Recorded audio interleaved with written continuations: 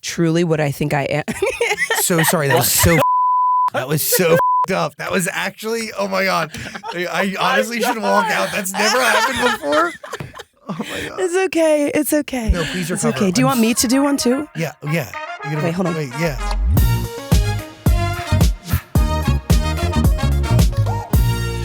Hello, beautiful human. I'm Zach. That is Dan. And we welcome to the studio today a human being that is an artist that straddles country and hip hop. But you also break the mold and you don't let any genre define you. You don't let anything define you. You are really exceptional. Everybody say hello to Tanner Odell. Yo. I'm so excited to be here. You're great. Thank you. I appreciate that a lot.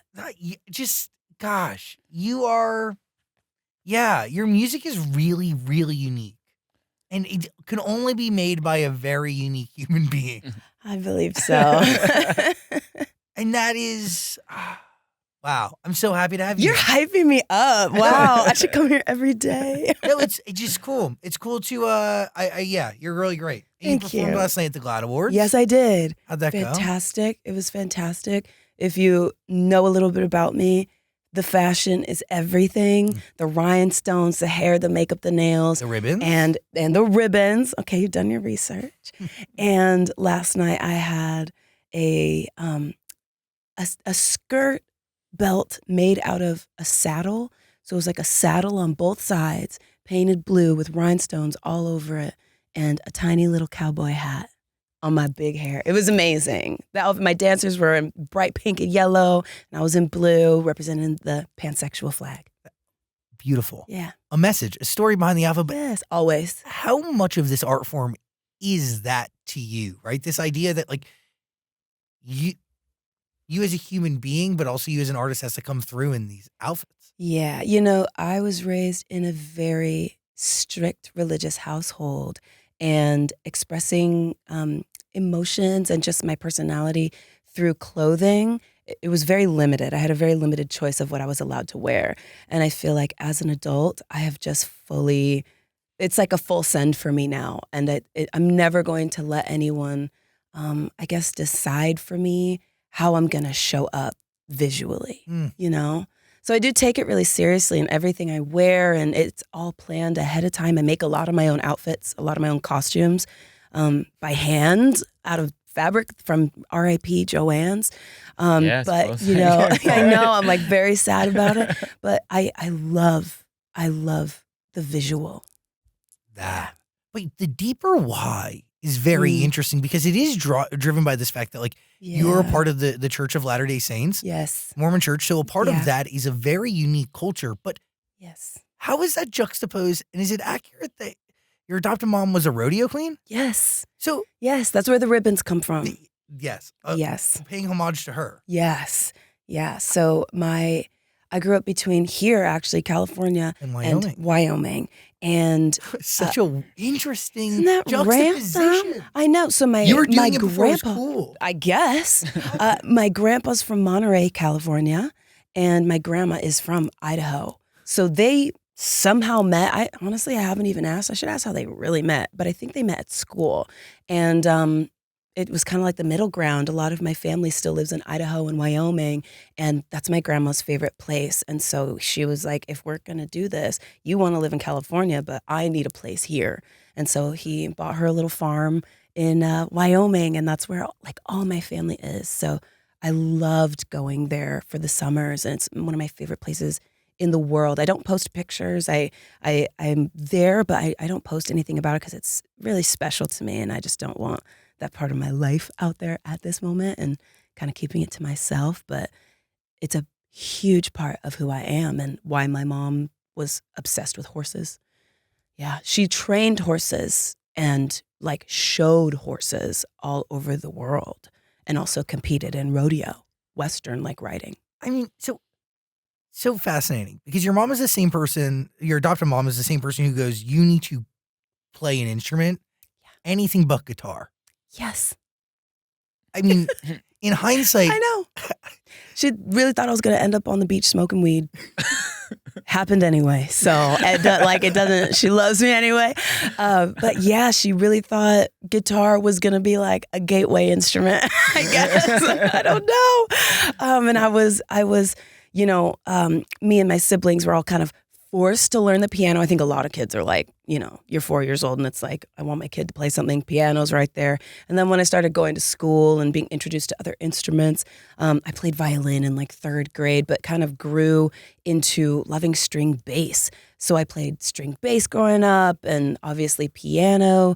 I wasn't allowed to quit until I could until I could sight read any hymns from the hymn book for church. Okay, so you look back at that and you go, blessing or a curse? Huge blessing, because I'm a horrible sight reader. I do everything by ear and by memory. And that was when I learned that. So I would go on YouTube and I would type in the songs and then I would listen to them. And then I would go to my piano lesson and play it from memory and pretend like I was sight reading. And that taught me that I could do whatever I wanted. That was when I started writing and like kind of composing my own stuff. And I realized, I can kind of just like play what I hear. So when I hear things in my head, I can just play that. Whoa. Yeah. So like low key kind of worked out. Whoa. Yeah. So how did the two work together, either against each other or for each other? This idea that like your adopted mom's a rodeo queen, but there is like, whether you know or you don't know, but what comes with being a part of the Mormon church is like it's intense. Yeah. And you have to abide by certain standards. Yes. Because like everybody's kind of ratting each other out. It's like, it's a very...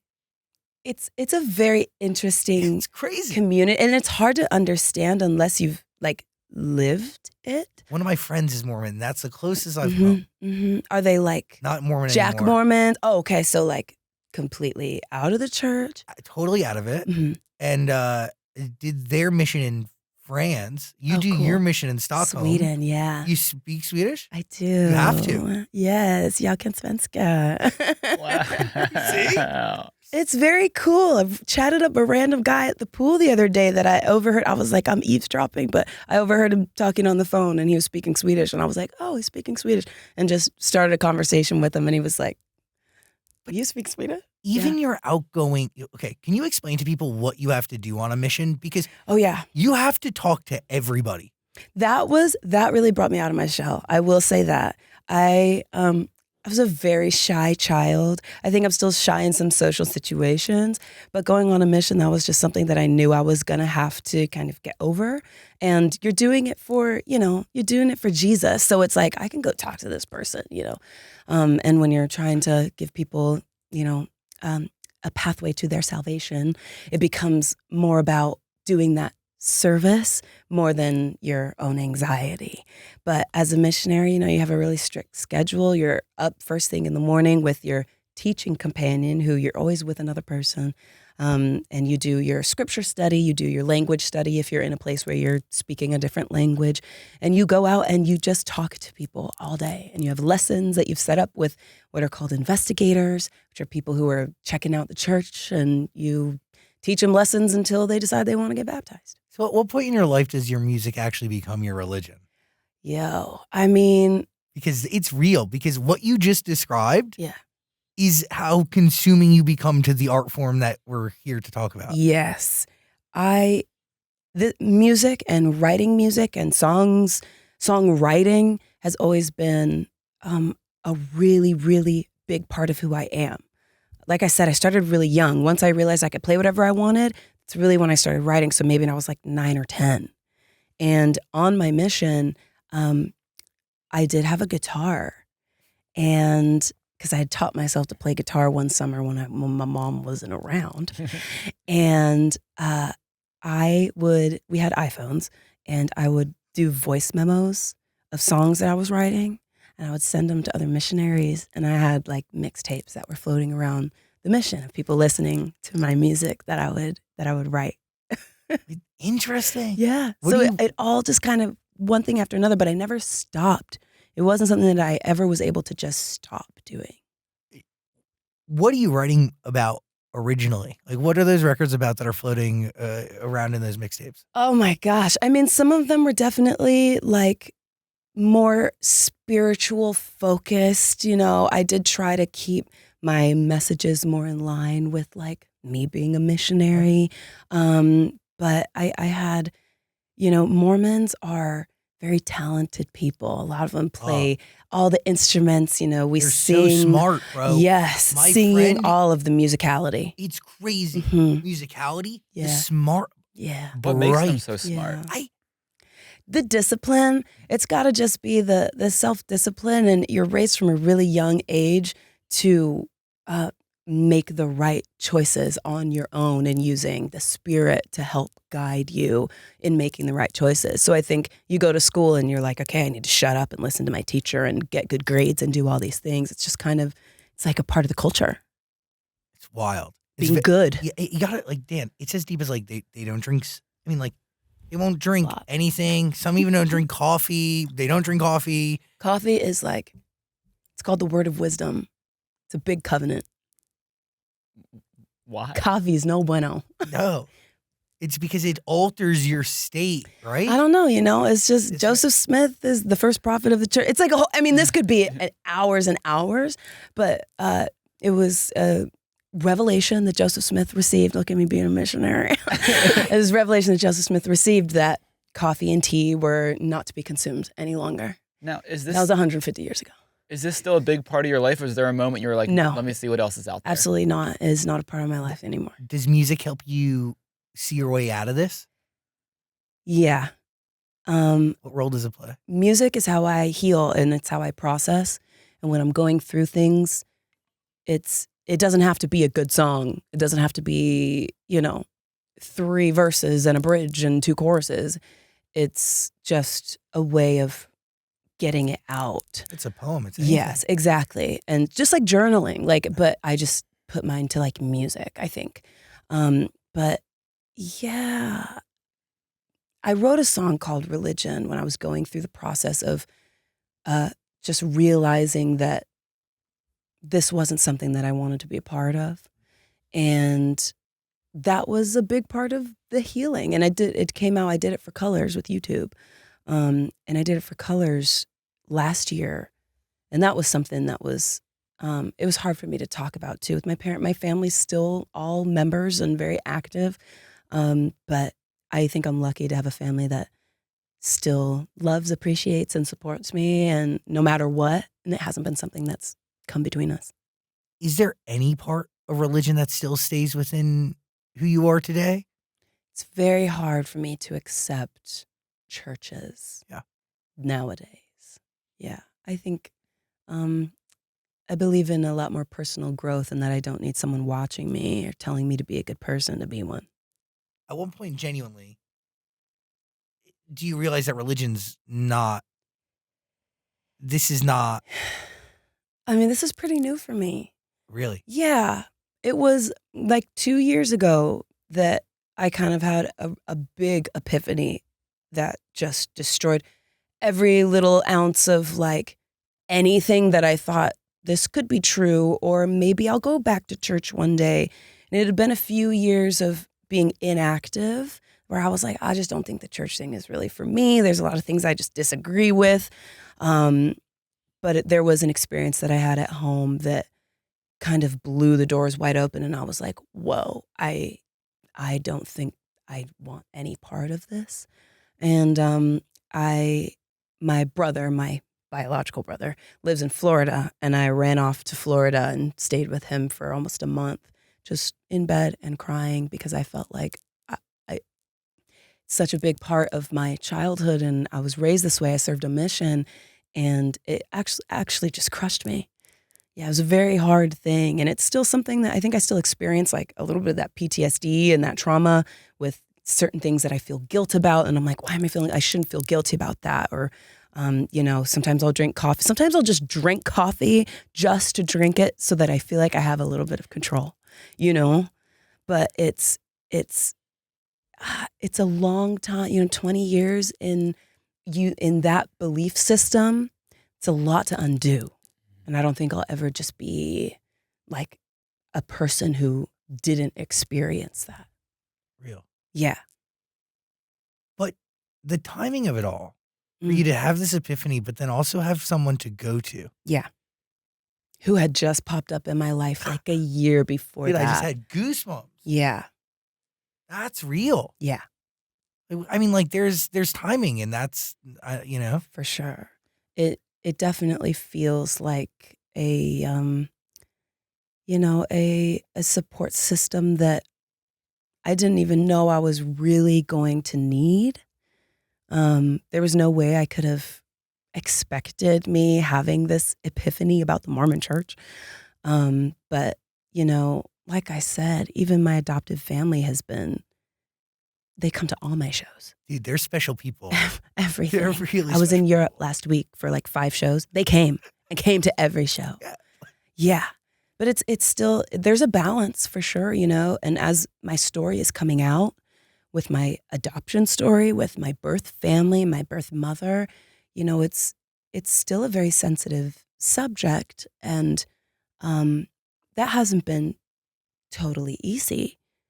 You never want to make, my mom and dad, my adopted mom and dad are beautiful people, and you never want to make them feel like they weren't enough. But there's still this story. And my dad actually called me this morning just to talk to me about this because he just said, it's a beautiful song and people need to hear it. Going blonde? Yeah, and it's hard for them to listen to. And he was kind of emotional, was like, we didn't realize that you had all of this in you.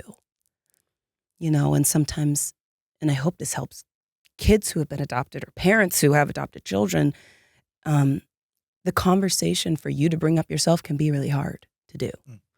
But that's kind of my, with this song, I want to bring light to these situations. Adoption is not a topic that is talked about often.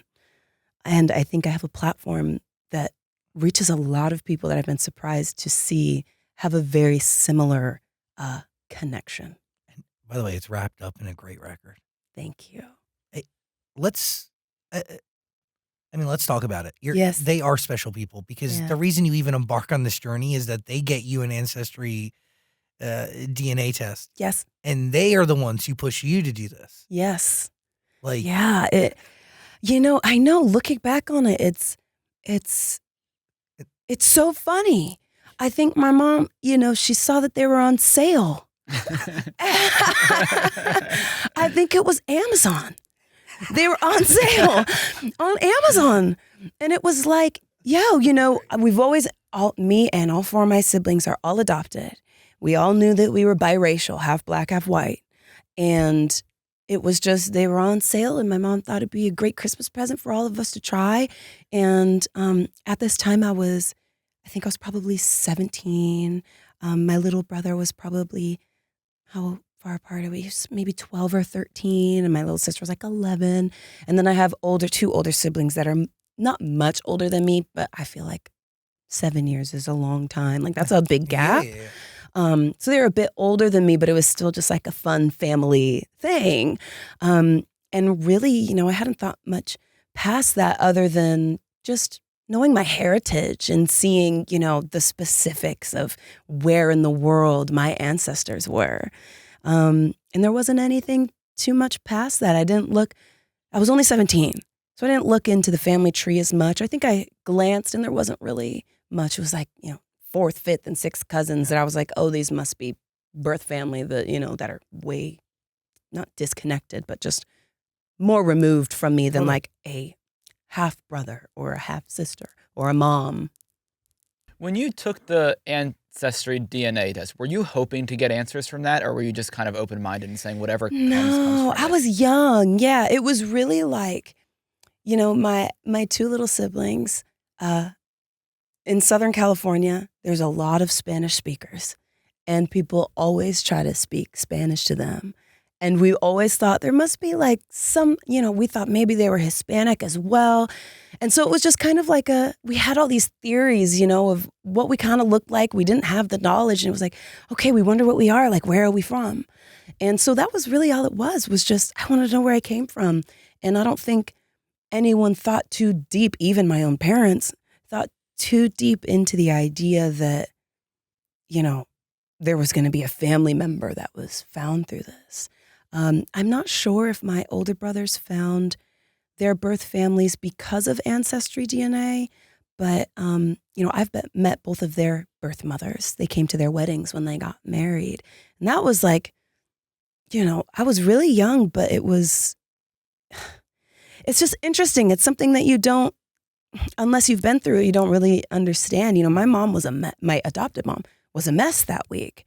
And that was a whole thing for our family to go to, and feeling like, oh, well, like, are you my brother? Like, I was raised with you and you've always just been my brother, but now I see you have this, my oldest brother has a sister and a brother who I've met and we actually got on great. And, and a mother who was so sweet and kind and came to this wedding to support him. And we've been through it a couple of times, but then when it got to me, discovering that there was a birth mother that I was not going to be meeting, I feel like I had seen it twice before, and I just assumed that I would get that opportunity as well. So I was caught very off guard. I want to go into the story, but I also got to say, so much of your biological mom is still with you today. I mean, your hair is homage to her. Yes.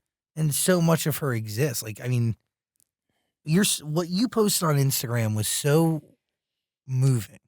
Yeah. And honest. Mm. And thank you, number one, because that has you said it, there's so many human beings out there that are adopted, and also so many human beings out there that need to be adopted.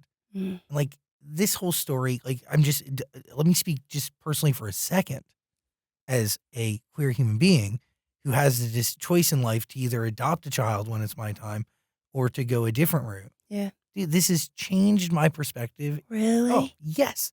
Yes. Wow. Oh, I've been very moved. I was I couldn't film a video. I was crying in the other room. Really? Yes.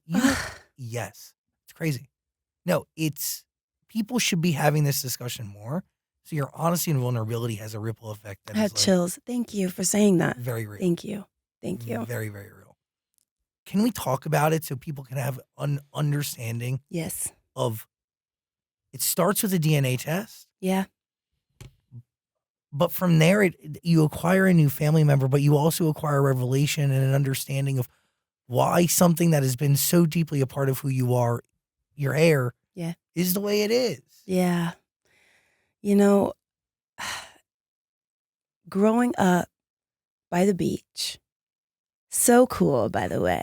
If actually, I'm not going to say it. Actually, I will say it because he would love this anyway. If you know the Vaughns down at Manhattan Beach Pier, and you see Pete, say hi to him. That's my dad, and he'll talk your ear off about me. He's my biggest fan, babe. Growing up down there I saw it in my hair my whole life, and I didn't even know. I didn't even realize until really seeing pictures of my mom as a kid and being like, oh, her cute little blonde hair. And as she grew up, those roots started coming in. She was a pretty little brunette, but she went straight to the bleach with that hair. And the first couple pictures that I saw of her were a Polaroid. One was a Polaroid of her and my older brother who found me. And she was just serving all the cunt. I was like, oh my God. No, for real. Hair down to here, the bleach platinum blonde. And she had this shirt, and I'm going to make one for myself.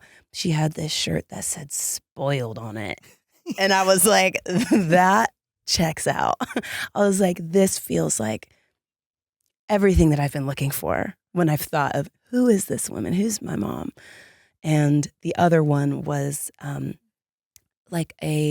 college picture, and it looked very 80s, the bangs and the hair and everything. But it was one of those, school photos vibes.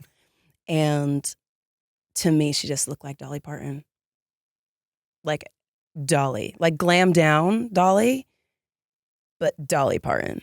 And that was when I feel like being blonde and my kind of deep dive on Dolly, there was this synergy that I felt between me and my mom and Dolly, and it just became a part of me.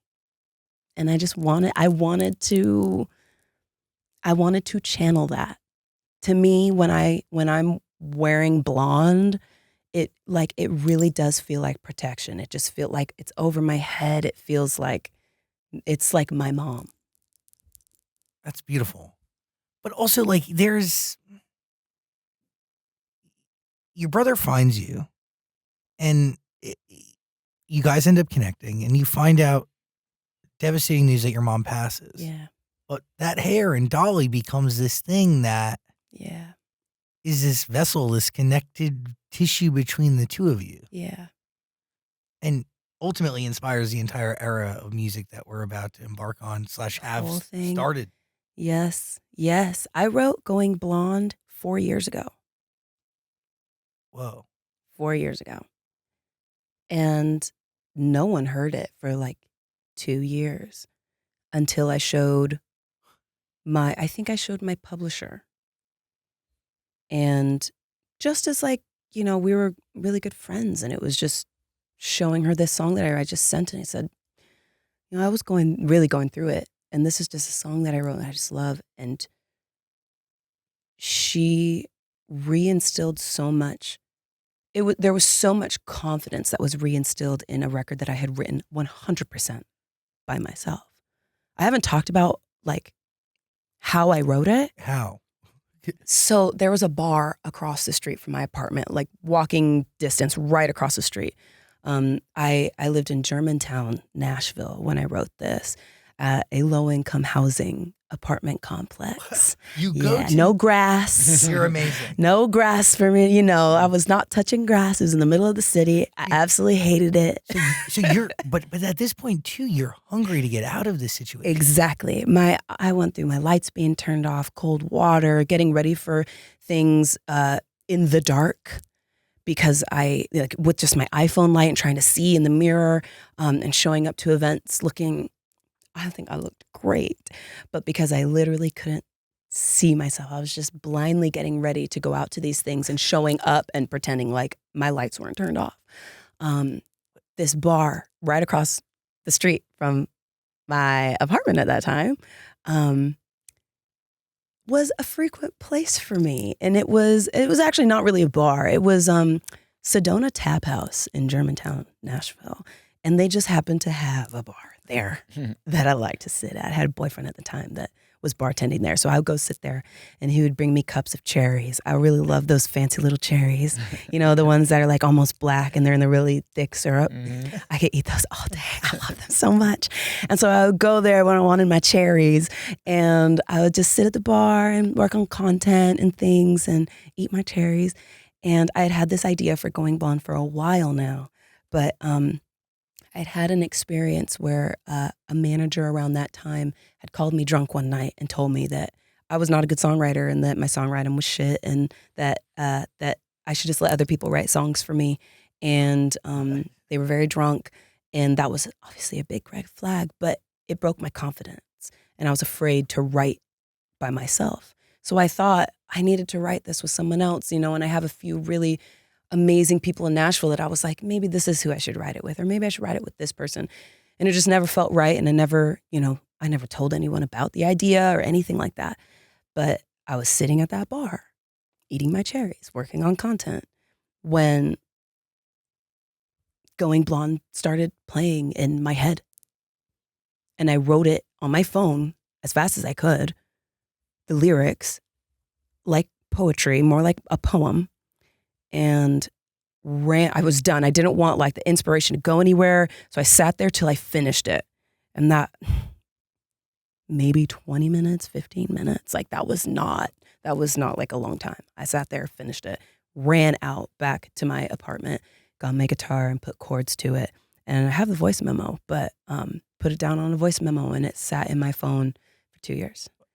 So when do you realize the story that you're telling in this record? Is it while you're doing it, or is it only after?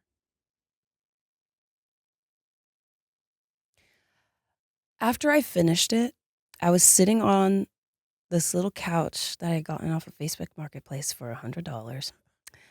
And I could I could just swear that my mom was sitting on my bed, just there with me doing it. And that's, I think, when I realized I was done, but I was just sitting there holding my guitar thinking, I've never written anything as incredible as this. And this to me is like, this could be my life's work.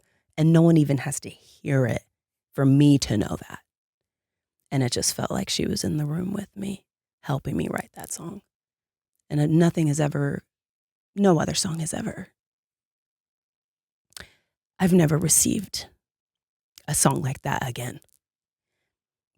It felt like a gift to me from her. That's real. Yeah, big time. Big time. Yeah, I'm sorry. No, are you kidding? Don't you ever apologize. Yeah, it's a very special song. Yeah. And in that moment, you realize that you're also making music for nobody else except for yourself. Yeah. I mean, this was early. This was my first year in Nashville. Nobody knew who I was. It didn't matter. And what pushes you to move there? Is it your religious epiphany? Is it escaping? Is it what? No, the religious epiphany happened almost 2 years into Nashville. I'd always loved country music, and I was invited to come out and just write with a few people there. The songwriting scene is amazing in Nashville. It's a very close-knit community, and I was just invited to go write there, but for some reason, I was living in Utah at the time. I was in school at Utah Valley University, and I literally just decided that I wasn't going to just go visit and write, but that was just where I needed to be. I just knew. And I packed up all my stuff in 2 days, sold everything that I had to drive across the country in my Prius with a Thule on top of my Prius filled with my shoes. Huge Thule, a soft top Thule filled all my shoes. And I had a little Yorkie at the time named Lola. I have a tattoo of her now. She's passed away now, but me, my shoes, and my Yorkie. And I moved to Nashville without knowing anybody. That's crazy. Yeah. Yeah. And Silverado is about the living conditions. Yeah. That you have to, I mean, in that moment, like everything's at stake. Yeah. Right? Like you have nothing to lose and everything to lose at the Yeah. same time. Yeah, it's life or death. Yeah. Damn. There's no safety net. Does that fuel your ability to write? And how many songs do you really, how many songs had you written before you got Silverado and Going Blonde? You know, if you're counting my whole life, a lot. Yeah. I think there was a lot of writing that happened before, just in my bedroom, getting beats off of the internet and just writing those and recording those. I had a little microphone on my laptop. Like the desire was always there to be creating my own music and using my life experiences and my story to do that.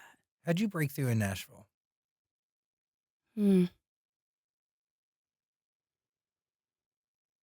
Nashville is a place where your personal relationships really matter. I think it's very different from, there's a difference between networking and having connections and people and having relationships. Nashville is about building relationships with people. When you hear songs that these country artists are writing and you go look at the names of who's on the songs, you're going to see the repeats of these names because it's about kind of building your family. And those are the people that get to know you best. So I feel like I didn't go straight to Broadway and start playing in bars, and I didn't play a gig for probably the first I mean, maybe the first year and a half of me living there, I got invited to do CMA Fest. And so I got to play on one stage, the Hard Rock Cafe stage, which wasn't even technically a part of CMA Fest. But I made relationships with people in town, and got to know people, because that's really what matters there. And within the industry, just became a regular. When I finally had a little bit of a breakthrough on social media, it was with Love You a Little Bit. That was my first song to go viral. And then I started getting the gigs. But I had a lot of relationships made before that, and people that I trusted and people that believed in me. But it's interesting. It's not until you write a song on your own that everything sets in. Yeah. Yeah. I think, I don't know. A lot of my songs are like really fun. And for some reason, I think it gives people the impression that I like can't sing, or like I can't write, or things like that. But it all comes from a very real place. And Buckle Bunny is not just Buckle Bunny. It's who I am. It's me telling you about my life. And writing songs by yourself, there's definitely some power there, I think. And with this song specifically, I physically wrote it by myself. I do feel like it was very much so inspired by another person. But that's Nashville. It's songwriting. Real stories, real people that can sit down and write their own songs, and I'm one of them. Can I try to get the timeline here right? How long ago did you write Going Blonde? 4 years. So you wrote Going Blonde before Buckle Bunny. Yeah, Going Blonde was really early. Going Blonde was really early because or maybe I was 2022. You know what? Buckle Bunny was 2022. Going Blonde was 2021 because it was Yeah, I mean, I'm trying to remember exactly. I could look it up on my phone. No, I'm just interested because why did you want to hold Going Blonde for so long and then kind of come out with Buckle Bunny first? Like, how did you know Going Blonde, like, it wasn't the time back then? If you've listened to my story and to that song, and kind of talking to me now, that was not a song that was for anybody else. I wasn't planning on putting it out. It was just something that I wrote because it made me feel good, and it made me feel connected to my mom. It was never, the intention was never for anyone else. It was just for me. How do you know it needed to be shared? I played it a few times. Twice. One was at So a couple. Couple times. 2 times. Actually, 3 times. Okay, now we're at 3 a few. times. I played it once at a Spotify rooftop CMA Fest thing where it was a writer's round. So it was me and Maggie Baugh, who I'm still really good friends with. She's like crazy guitar player, fiddle player, everything player. She's so talented. And then this other guy who I don't really remember. But I played it there, and afterwards there was a girl that came up to me and kind of gushed her story. And it was very different from mine, but she connected so deeply with it. And I was like, wow, like someone connected. That's why I played this tonight for her. Then I played it one more time. And I've only ever played it when I'm like, I feel like I need to play this. And I played it at Soho House. There was just an artist kind of thing in Nashville. And for some reason felt like I wanted to play it there. And afterwards, there was a girl there who it absolutely just, it hit home. I believe she was also Black, and I believe she was also adopted, and that her adopted mother was also white and blonde. And I can't remember if she had lost her or had lost contact with her, something like that. But it was her adopted mother that she felt that connection with. And she was on the floor in the bathroom losing it. I had a few and then third, I played it for CMA actually a couple months ago.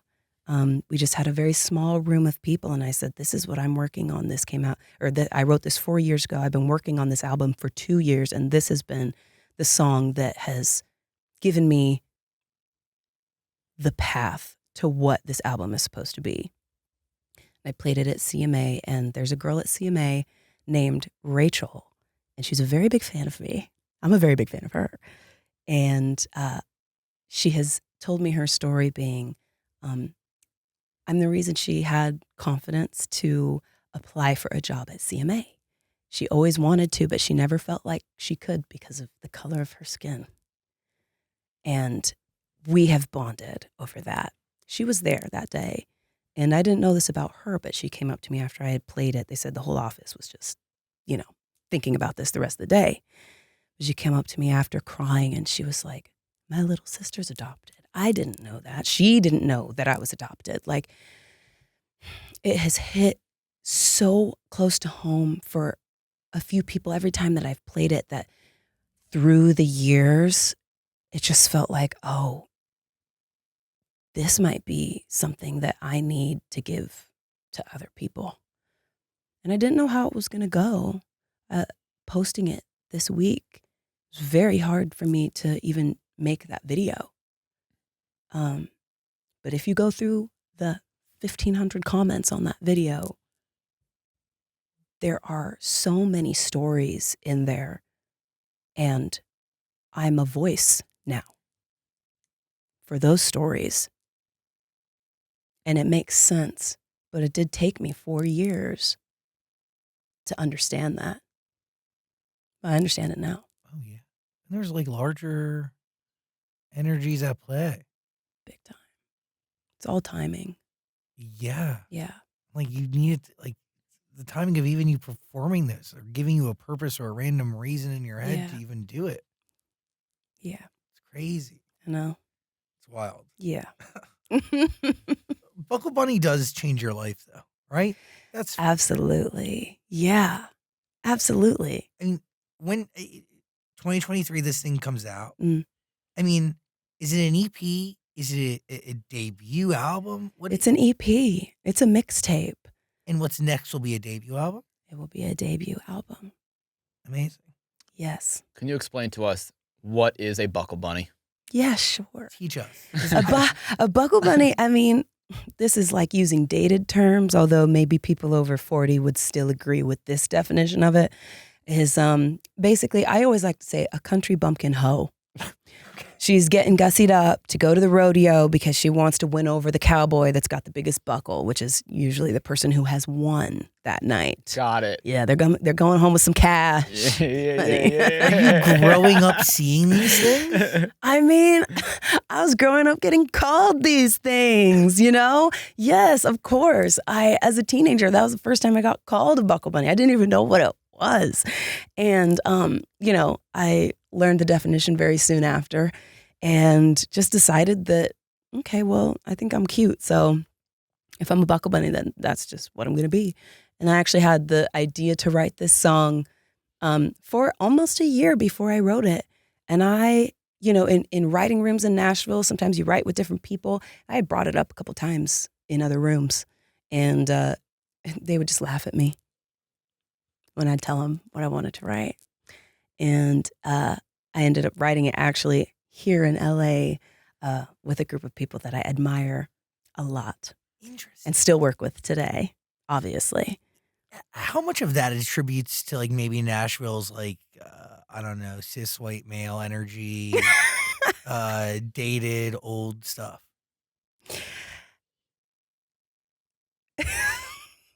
Not all men, but always men, Yeah, there's a lot of men there. Not all of them. I tend to gravitate towards the men in Nashville that have daughters. But why were that's who I write with in Nashville. But why were they passing up Buckle Bunny? I don't know, man. I don't know. I think there has definitely felt like I think I'm underestimated as an artist, as a woman. I think I am a little bit, I think people didn't want to take me seriously. I was very serious about that, you know? But I think people didn't want to take me seriously, even though they knew what I was going to do. But it's a lot of girls in Nashville. It's not just me, and it's not just because I'm a woman of color, although I'm sure that attributes to some things sometimes. But the girls in Nashville have it very hard. Very hard. You have a giant. Being taken seriously is very hard as a woman. God, the journey is challenging enough to have to climb that fucking mountain first. Yeah. Like, you've overcome enough odds to get there and even get in the room. It got me ready, you know? Everything that I went through with my life, like, I'm a very tough cookie. I may look fuzzy and sparkly and cute, but, you know, I have very, very thick skin. Very thick skin. By the way, in a mostly thrifted outfit. Oh, yeah. This is thrifted out of New York, baby. New York has some of the best thrifting, period. That's so true. So people in Nashville aren't taking you seriously, but Beyonce does. Yeah. Yeah. How's Isn't that funny? Isn't that Like, funny? Whose word means more? I know. They didn't really take her seriously either, though, you know? Yeah. So It's weird. They something in the water. They claimed Beyonce when they wanted to claim Beyonce, and then chose to claim Beyonce when whatever. Yeah, and it's funny that way. It's funny that way. It's just it feels, you know, it's a little old fashioned sometimes, but I never tried to look in Nashville to build what I wanted to build. I knew when I moved to Nashville that it was going to be hard for me to do what I wanted to do there, but hello, we're in the like golden age of social media. I didn't need Nashville to validate me. I went out and built my own community of people who I feel so much love from. And that's what matters for me. That's who this song is for. How much of your Beyonce collaborations is manifested? Because it like gotta be the whole thing, right? I mean, yeah. It's gotta be, because I've been saying it for a long time. Even my first vocal lesson was in college, my freshman year. I went to school for vocal performance, and it was my it was my first vocal lesson. My voice teacher, Nancy, and she's like a huge mentor for me. I trust her with my life, and she actually trained me out of my stage fright. But she would tell you that was something that I talked about with her. I was like, "Yep, what are your goals?" Well, I'm gonna do something with Beyonce. That's like just obviously. I don't know when. I tell everybody that. It's like, I'm gonna do something with her. I don't know when. That doesn't matter. It doesn't matter when. Just like how I know that I'm gonna make it. I know that. It doesn't matter when. I'm very patient. It doesn't matter when. It's gonna happen. So whenever it happens, it happens. And then it did. But like, oh my God, then it did. Like, wow. Yeah, talking about it. So it worked. I guess. So just tell people that that's what you're going to do, because that is truly manifesting. It's just knowing that it doesn't matter. It's knowing with every fiber of your being that's going to happen. Like seeing it, feeling it, smelling it, the whole thing. Exactly. So how do you make it happen though? Because, you know, you can know that it's going to happen, but a certain part of it still is about your own execution. I have listened to my gut my whole life. I've never denied a gut feeling. And it all started with the gut feeling that, you know what, I've never been to Nashville and I don't know anybody there. And you know, I know you just want me to come out and write for a week and test the waters. I'm moving tomorrow. I've always trusted my gut, and that worked out for me. I've just, every step of the way, you know, there are steps that led to me being in a position in the right time that made me a candidate to be on that album. I'm just, I want to I don't know, man. She's still looking for answers. I've tried to break it down. Well, because you're as best I can do. You're on a couple of songs, right? On Cowboy. Yeah, American Requiem and Blackbird. Yeah, like what? And, yeah, like whoa. And by the way, you did tweet about this I did. February 11th. Yeah. 2024. You said, as one of the only black girls in in the country music scene, I hope Bey decides to sprinkle me with a dash of her magic for a collab. And then she did. So are you just writing records not knowing that it's going to get to her? And then? So I didn't write American Requiem. So what is it? My vocals are on there. Okay. Mm-hmm. Yeah. I can't talk detail. Can't tell you any of that, but I will tell you that comes from a completely honest and true place. And there are theories on the internet about when I knew or how I knew or whatever. That night, that's the night of the Super Bowl. Yes. When she dropped those 2 songs, 16 Carriages and Texas Hold'em, my phone was overheating, blowing up. The amount of, do we call them X's? Yeah. That's what they're called now? Okay. The amount of X's that I got, comments on TikTok, Instagram, everything was like, is Tanner on the album? Is Tanner going to be on the at Beyonce? You have to. And I just was like, now's my chance. I don't know if anybody's watching, it would be right now, because all of these tags are going straight. Yeah. These people have whole teams of people that are going to go, yo, B, do you know this girl? Yeah, I see it. So I shot my fucking shot for real, like for real. In that tweet. I didn't know if anything didn't matter. I just shot my shot. And there are very few black women in country music. I am one of the few. And if she was going to come do this, girl, I hoped it would be with me. And by the way, you're on there with those human beings. Yes. Brittany Spencer, Raina Roberts. And Tiara Kennedy. Yes. You guys got matching tattoos, right? Yeah. That's we so all sick. got little different things, but yeah, we all have blackbirds. So what was that studio session like? Were you guys in there together? Can't talk You about can't that, talk baby. About any of it. No. Damn. I love the secrecy around it. That's cool. It keeps it special for us, I think. Yeah. Yeah, it's magic, I'll tell you that. I think she's magical. Whoa, why is this making me emotional? It's incredible because it's insane. The way she creates, I only hear about it, and it is that I hear just magic. Yeah. And I think people have their opinions on her. I will tell you, she's one of the nicest people I've ever met. And she feels like a mom. When she hugs you, she feels like a mom. Who just also happens to be the greatest artist of all time. Yes. I admire her. Ooh. What do you learn from all that? Patience. And just trusting the timing of things. Very special. Mm-hmm. By the way, you can listen to all of Tanner's music. It's waiting for you.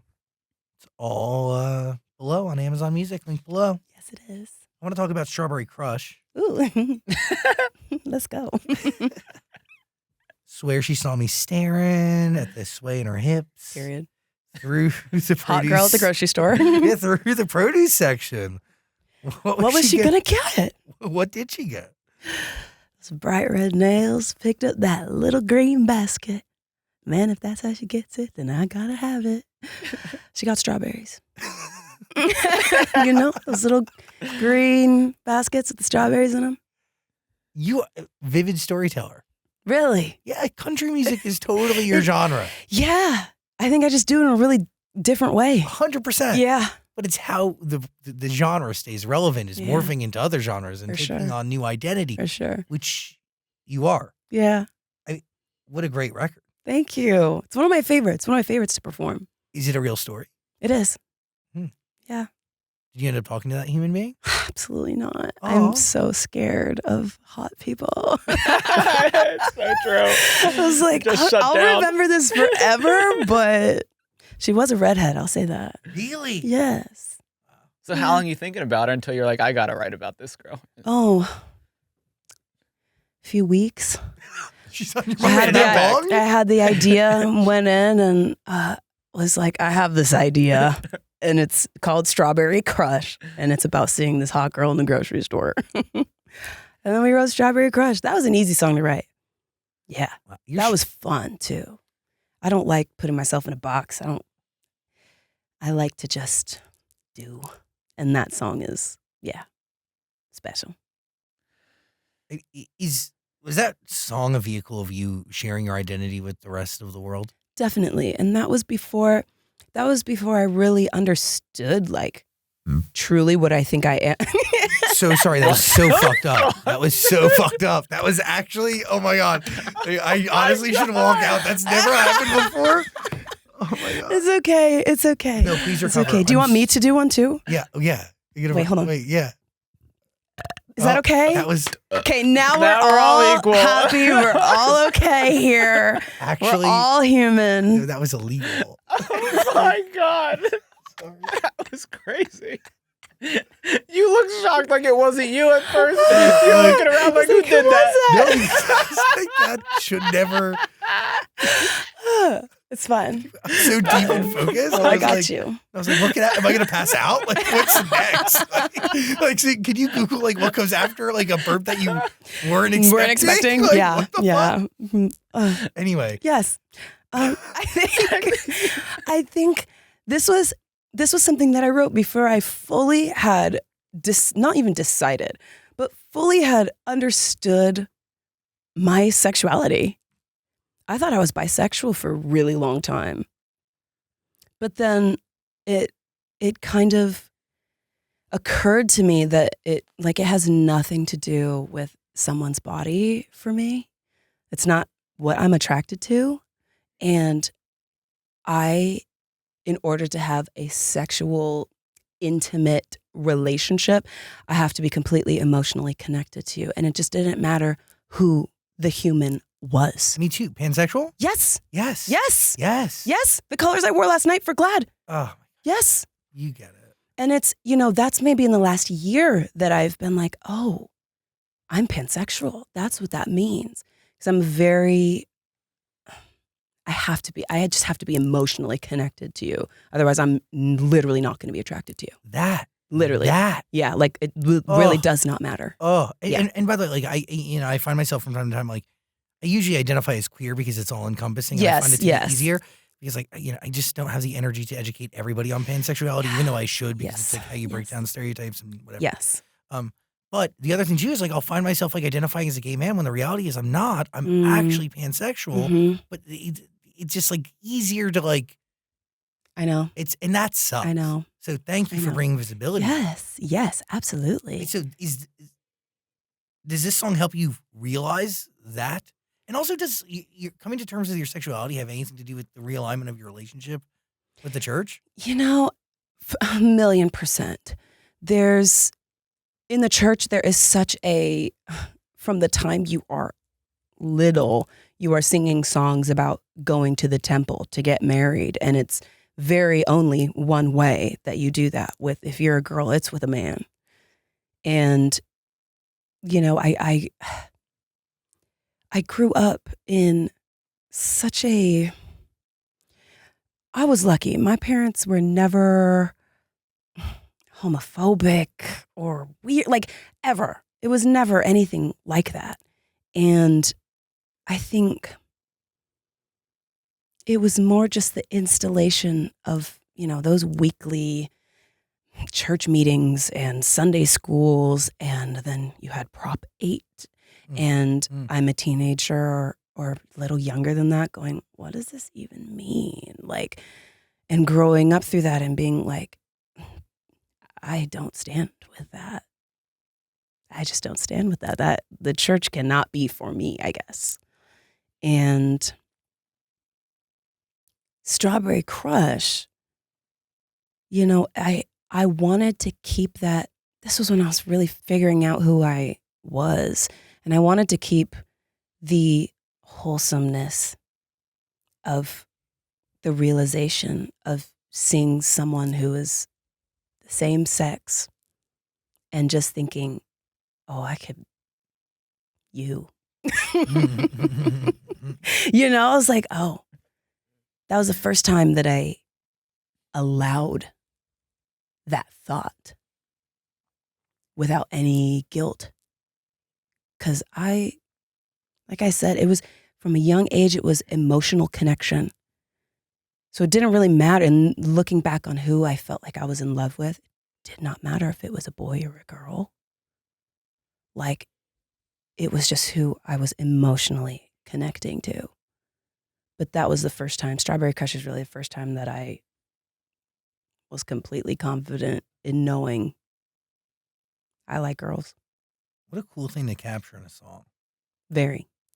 Very, very cool. What about Pink Lemonade? People are excited for that. Ooh, talk to me about Pink Lemonade. I'm not going to confirm or deny anything about that record, but people love Pink Lemonade. Yeah, and do. I am excited for people to hear that record again sometime. Is like a country hip hop like kind of crossover going to be something that follows you through this new era? I don't know. Wherever it flows, it flows. Yeah, I think I don't ever set expectations on where I'm going to end up. I really try to stay present in where I am. And when I'm in the studio, obviously there's, this is the inspiration right now. And this is how I feel about this overarching topic. But I'm never planning my sound. So how does Buckle Bunny and Trailer Park Barbie end up with trap hi-hats and So Trailer Park Barbie. Work. Let's talk about Trailer Park Barbie. work, bitch.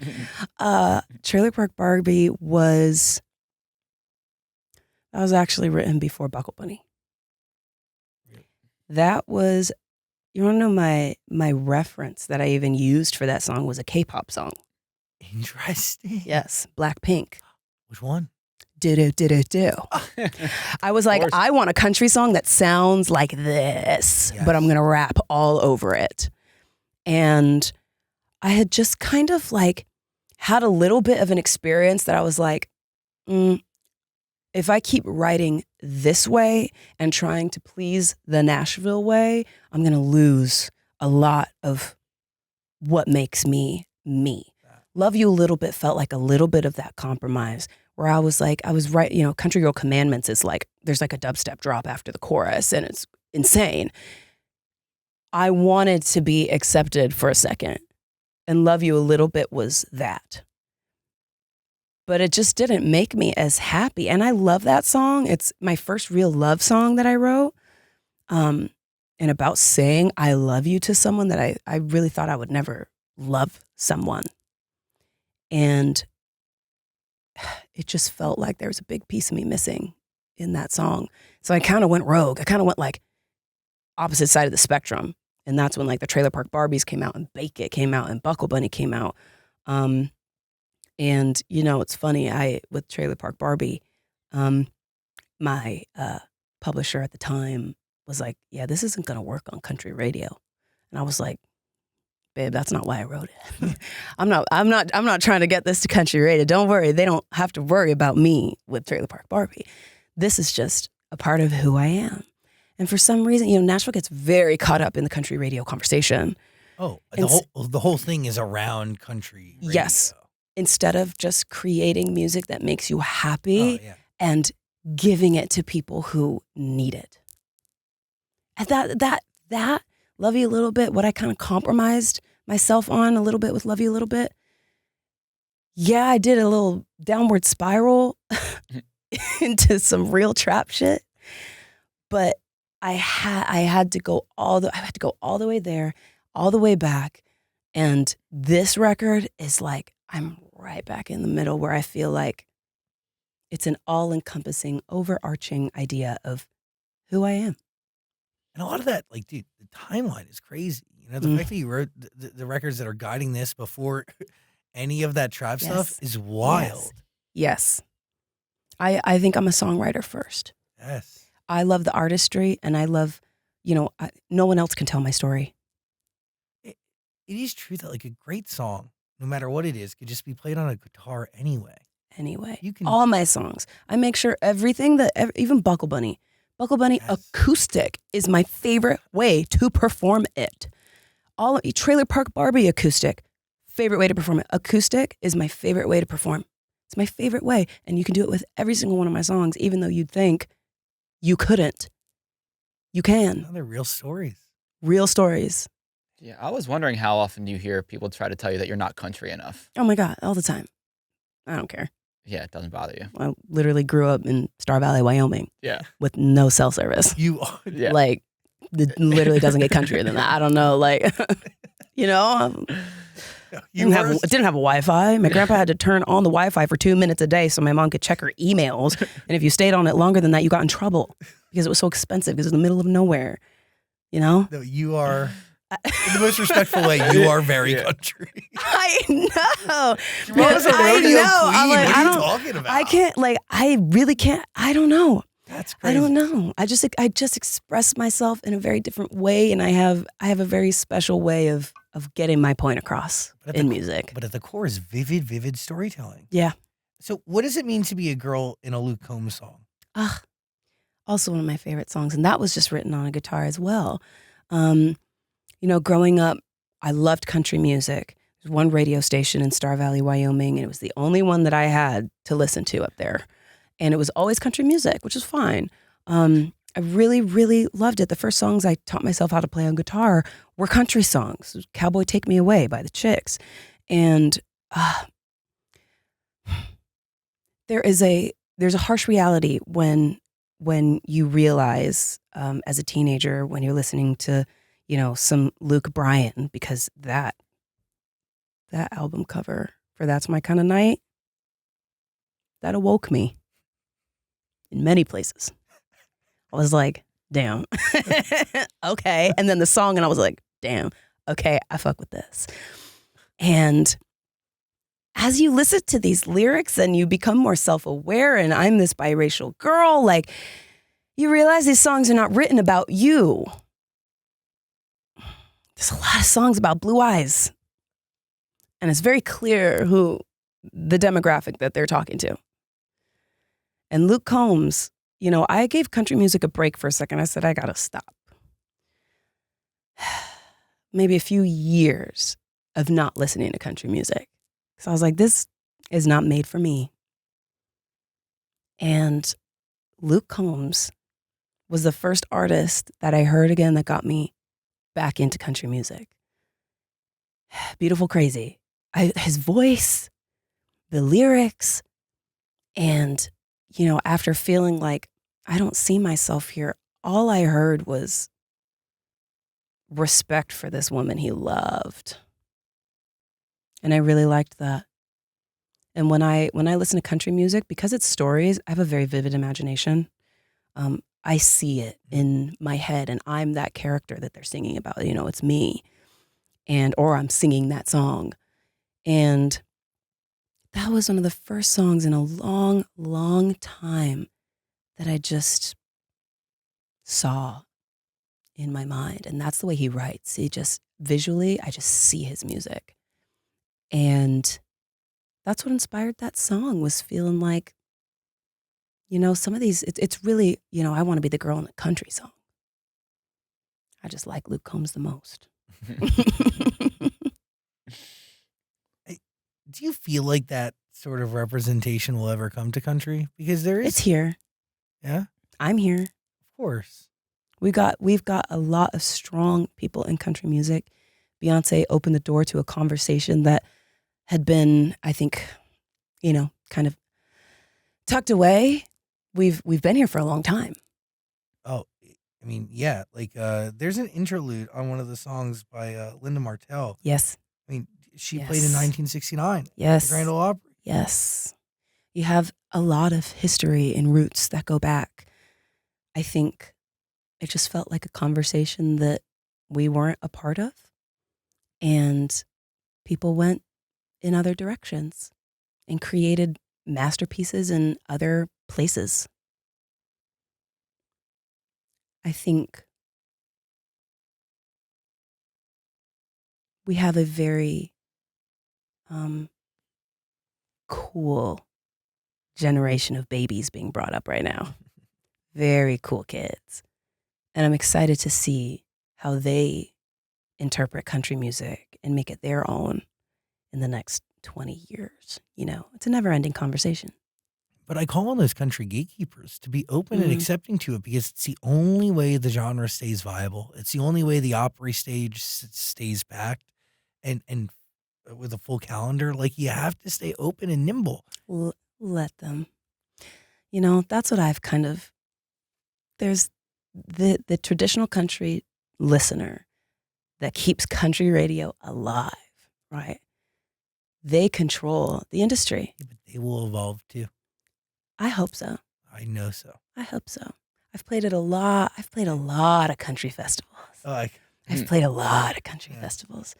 And you know a Tanner Adell fan when you see one. I'll put it that way.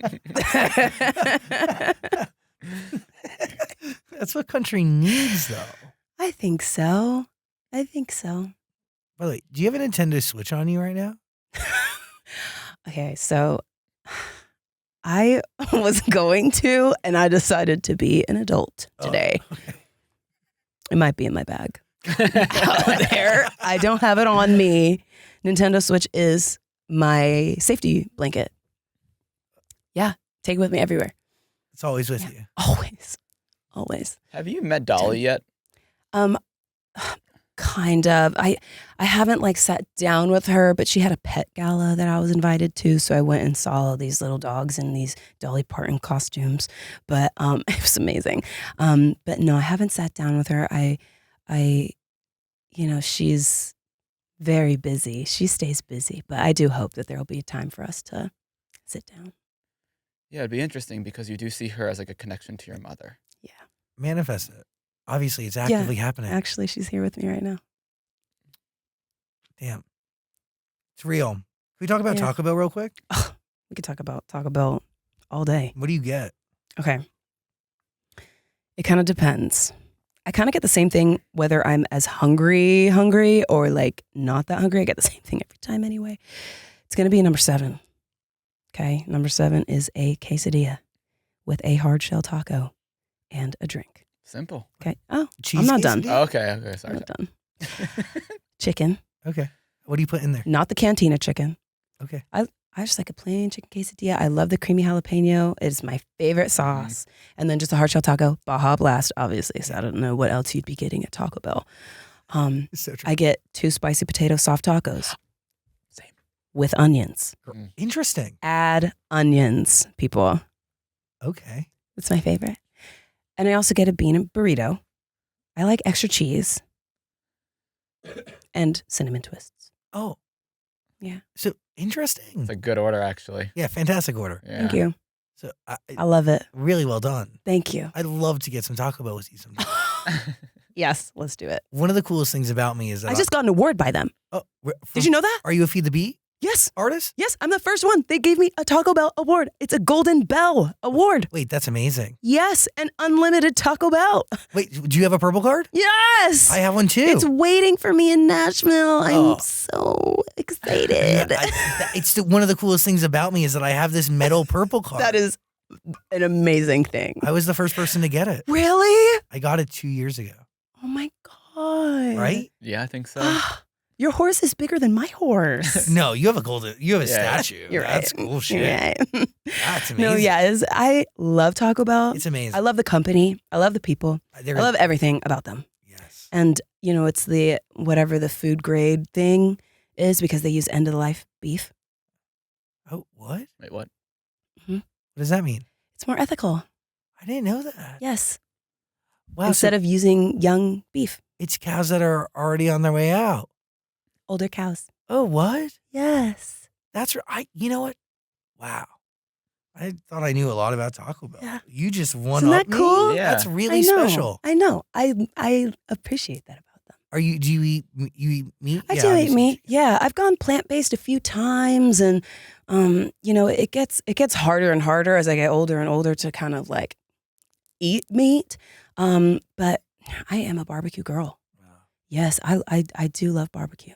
Taco Bell do have the best faux beef I've Yes. ever had in my Yes. life. They don't serve it wide, but like, Yeah. Do they have it here in LA? No, they don't They serve have one it of them ever. here? No. Oh You man. can't get them. You Yeah. have to, they had it like limited time in New York, and then Right. The little pop-up type And vibes. it was like a little thing. in Have you been to a Alabama. cantina? I've been to a cantina. Have you been to the headquarters? No, I haven't. You should go. They've invited me so many. We should go. We should go together. Yeah. For real. Yes. Fuck I'm yeah. dying to see the testing kitchen. Oh, it's Test kitchen is amazing. awesome. I watched a couple get married at a Taco Bell cantina once. Best night of my life. Really? Yeah, I had a Baja Blast freeze. It was in Vegas. A Baja Blast freeze with tequila in it, and it was this tall to the ground. They're great. This tall. Would you ever get married at a Taco Bell cantina? You know, I don't know if I'll ever get married, but if I do, I think I would be willing to do it in a Taco Bell cantina. Yeah, so do I. I think that'd be fun. I think it'd be so fun. Why are you semi off of marriage? I'm just doing a lot right now. Oh yeah, not You now. know, I know, but like, I don't Actually, know. tomorrow. You know what it is? Being raised in the church, marriage is it's like the biggest priority. And I just don't want that to be the center of my life. Amen. You know? I get Yeah. it. Yeah, And marriage is also all or nothing it is. in that world. I mean, It yeah. is. I would love to find someone that I want to spend the rest of my life with and marry them. But I think too, I don't know. Is marriage just a piece of paper? I don't know. If your relationship is that strong, do you need this piece of paper with the government saying that you're married to be married? Like, I would love to just find someone that I love so much that I just want to be around them 24/7. That's what I want. Amen. Yeah. Amen. Do you have a name of the album? Yes. I was like, did she hear me? Am I glitching again? Did I just burp again? Just burp. Yes, I do. That's all. Okay. Do you have a date for when it's coming? I do. All right. That's all. Got it. Whenever it's ready, you'll be waiting for you on Amazon Music. Yes. There's a link below. But those first two songs that set the tone, Silverado and Going Blonde, are waiting for you. You good? Yep. Lovely. You're amazing. You're amazing. Thank you. I could talk to you for hours more. Oh, honestly, same. I want to ask you so many questions about you. Oh, We should do this, but I sit there and you sit here. have you seen our show before? Yes, of course. Do you love Maddox Batson? He was phenomenal. He's amazing. so sweet, and you know what? He is just, Very grounded. he is a very cool kid. very. He is a very, very cool kid. We love Maddox. He seems so grounded, Yeah. and he seems just very much himself. Yeah. And Yeah. I don't know. It's exactly again, just like you. I think it's what country needs. Yeah. Like country For needs sure. this sort of injection. For sure. Gosh, Sierra Farrell's great. I think. Oh, yeah. Yeah. God, there's a lot of great country artists right now. I know. Anyway, we could talk for hours. I know. Come This back. is so fun. You're always invited, Thank you very much. and you're friends with Shaquille O'Neal. So Yeah, well, I got the hookup with Shaq. what is that? Like, Yeah, what does that pretty. even mean? You Yo, go get I don't Krispy really Kremes? know. I don't really know. Does We the randomly FaceTime. I don't know. What does the Can general we FaceTime him in- right now? Yeah. What? Do you want to? Yeah. Fuck off. No, I'm dead serious. Yeah, We yeah, should. yeah, yeah. Is it? Can anyone out there hear me? Can someone bring me my phone? No, we really should. That'd be so fun. Does the general insure your car? Does it? Period. That's No, crazy. man. So I have a girl band. Thank you. I have a girl band, and they're obsessed with doing pranks. And recently, the thing. Oh shit. Recently, the thing has been prank calls. So they've been calling people with an AI like voice thing. Like we called, or not we, but my drummer called my guitarist with an AI Ozzy Osbourne prank. Okay, that's frightening. And she's like rocker, like she's fucking sick. And it was like, hey Beth, I'm gonna meet you in London tomorrow night to play guitar for me, but you're gonna have to play it shirtless. Like they're hilarious. They're so cute. They're so funny. So we were talking about FaceTime, like calling Shaq and like pranking Shaq. But Wait, let's see. how do you meet? Is it through your song? Oh, he's a buckle bunny. Straight up. I could see that. That makes Maybe he'll sense. pick up. Maybe he won't. We'll see.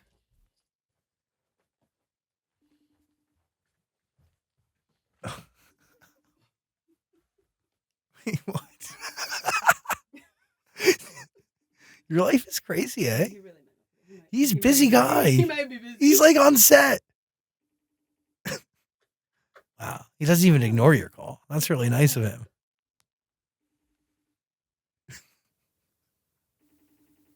He just texted me like a week ago. I know you're there. Is he sleeping? He might be more comfortable. Wait, that's crazy. Wait, so how do you meet this man? Hey, Unc. Sorry I missed ya. I'm here with zachsang. We just wanted to say Hi, Shaq. Big fan. You're amazing. Krispy Kreme and car washes. Period. And the general. A big fan. Period. Respect. Hi. That's crazy. So, He reached out to me. He just literally reached out to me. Wait, what? Yes, he was like, I love Buckle Bunny. Can I please do a remix of it? And then we did a remix, and I did a show with him in Nashville. That's iconic. He's hilarious. And now he remains in your life. Now he's in my life. Your life is Uncle amazing. Uncle Shaq. Go listen to her music, please. Goodbye. Goodbye. Please. Goodbye. Link below. Oh my gosh, you're awesome. Thank you for hanging out. Thank you so much. I really Bye. appreciate you. I'm